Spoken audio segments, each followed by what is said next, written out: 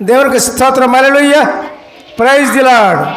అది కాకుండా లోకంలో విగ్రహారాధన, దేవుని యొక్క ఏదైనా స్వరూపం పెట్టినా ఫోటో పెట్టినా విగ్రహారాధన అని అంటూ ఉన్నారు జనాలు. నేను చూస్తూ ఉన్న కొన్ని వీడియోల్లో.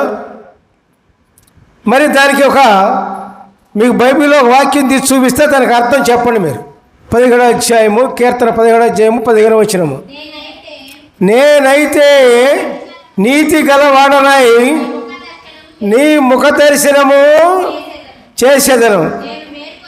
నేను మేల్కొన్నప్పుడు నీ స్వరూప దర్శనముతో నా ఆశను తీర్చుకుందను. హల్లెలూయా, ప్రైజ్ ది లార్డ్. ఏమన్నారండి ఇక్కడ?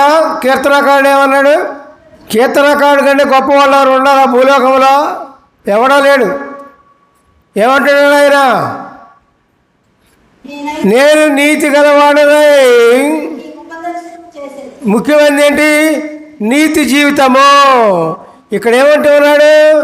నేను నీతి గలవాడనై నీ ముఖ దర్శనము చేసేదను అంటున్నాడు.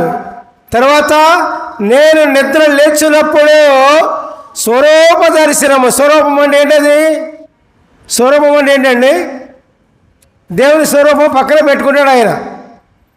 దేవుని స్వరూపాన్ని, దేవుని రూపాన్ని ఫోటోతో కానీ స్వరూపం కానీ పక్కన పెట్టుకొని లేవగానే ఆ స్వరూపాన్ని చూసి ఆయన ఆశను తీర్చుకుంటాడు.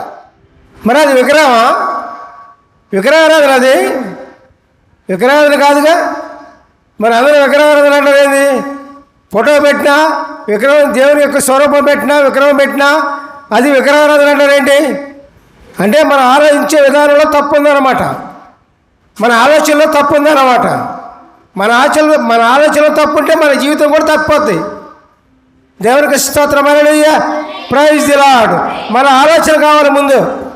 మన ఆలోచన సరి అవ్వాలంటే, మన ఆలోచన సక్రమంగా ఉండాలంటే, మన ఆలోచన నీతి మార్గంలో మనం ఆలోచించినట్లయితే మన జీవితం కూడా నీతి వైపు పోతుంది.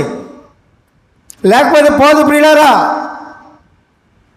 మరి అనేకమైన జీవితాలు పాడైపోతున్నాయంటే, మధ్యలోనే కుంటుపడిపోతున్నాయంటే, మధ్యలోనే నాశనం అయిపోతున్నాయంటే దానికి కారణం ఆలోచన విధానమే.